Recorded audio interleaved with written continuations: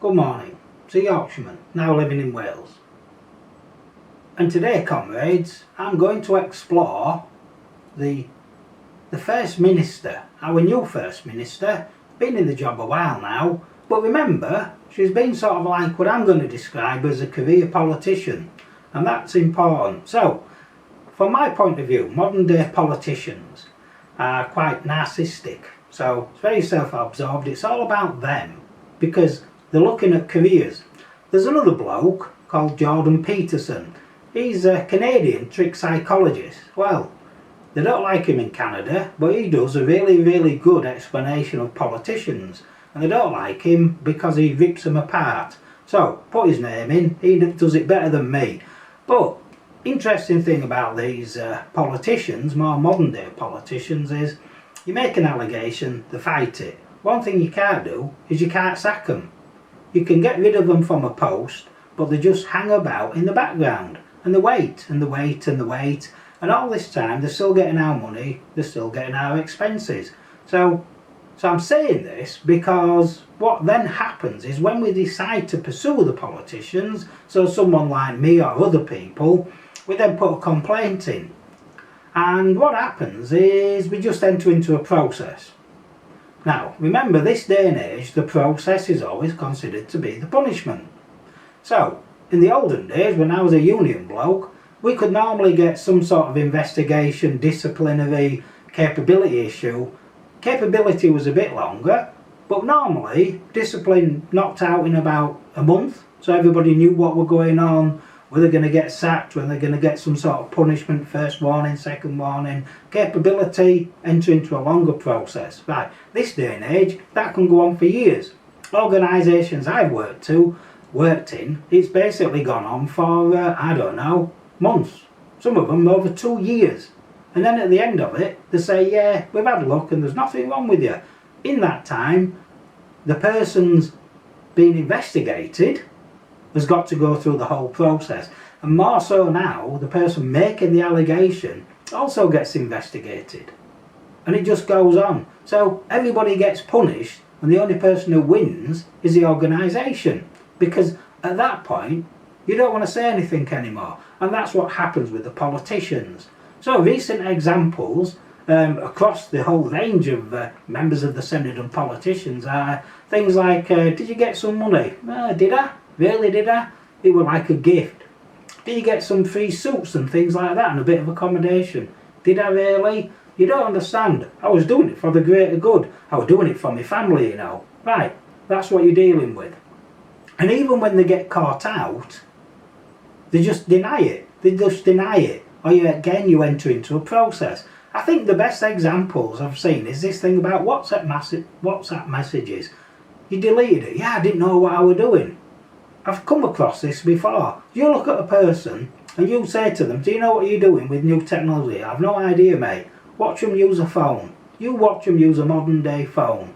I'll tell you something, they know exactly what they're doing. Yeah, has anything happened to them? No, not at all. They're still doing the same job and everybody still thinks they're great. Well, I don't. Right. The problem is what's happened is it's made us all sort of bored with them. And I totally get it. As soon as they start speaking, we give up. But the problem is it's costing our freedom. Because now they want to shut us up. So we already know, people on YouTube and things like that, if you say something wrong, you'll get cancelled or banged up. Literally, you'll go to jail now, or you'll get in a process. 6 months later, they'll decide not to do anything. By that time, your reputation and everything else has been tarnished.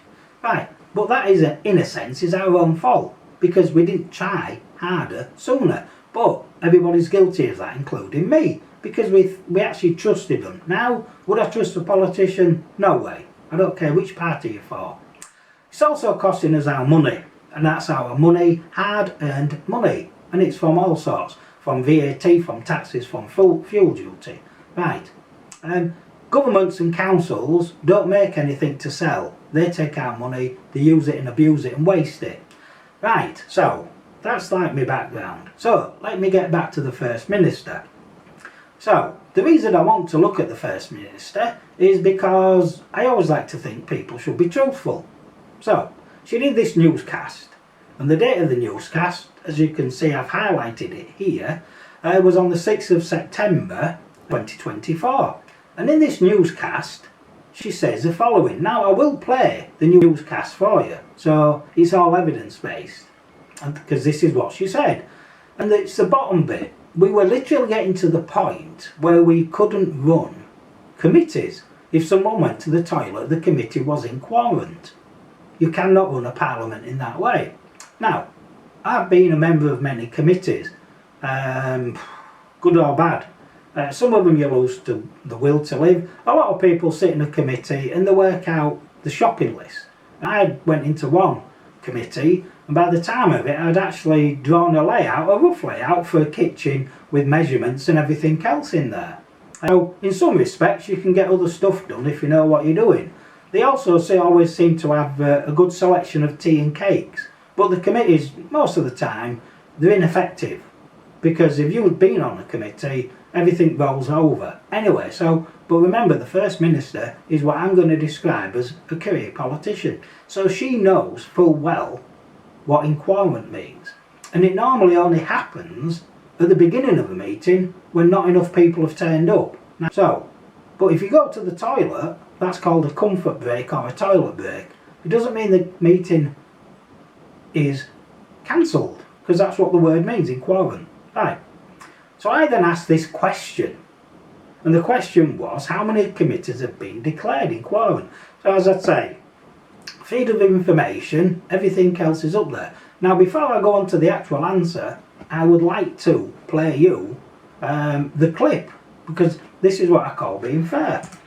So, to Wales's challenges, or anyone's challenges, more politicians? Well, we've just had a reduction in the number of MPs from Westminster, not insignificant number, I hasten to add. So I think that's clearly, the public are very anxious when they see more politicians.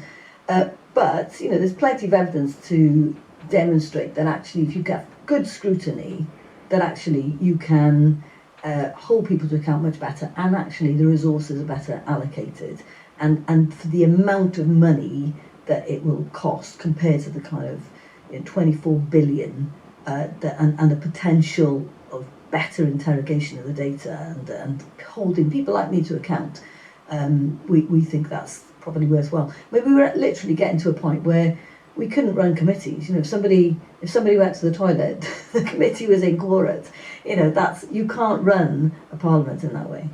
Right, let's pause the politics for a bit. Right, so her words, not my words. Now the interesting bit is, according to the logic, is 36 more politicians means we can hold them to account. Well, no, we can't hold them to account now. All what will happen is that they will get more processes, more paperwork involved, and there will be less accountability, because they will literally just pass the buck around. That's based on my actual experience of what happens in organisations. Governments are organisations. So we know what she said. Let me just remind you. We were literally getting to the point where we couldn't run committees. Okay, someone went to the toilet. So, what's the answer? The answer is here. There you go. No committee has been inquired. Therefore, we hold no record of it. Right. So, this is the government telling me that the First Minister is incorrect. So, in this single piece of paper I've presented to you, that's all the evidence you need. So, if you want to make a complaint, how to make a complaint, you can see there, I've listed it. Also says what to do if you're still not happy. Not happy now, but there you go. It sort of comes up with this site here.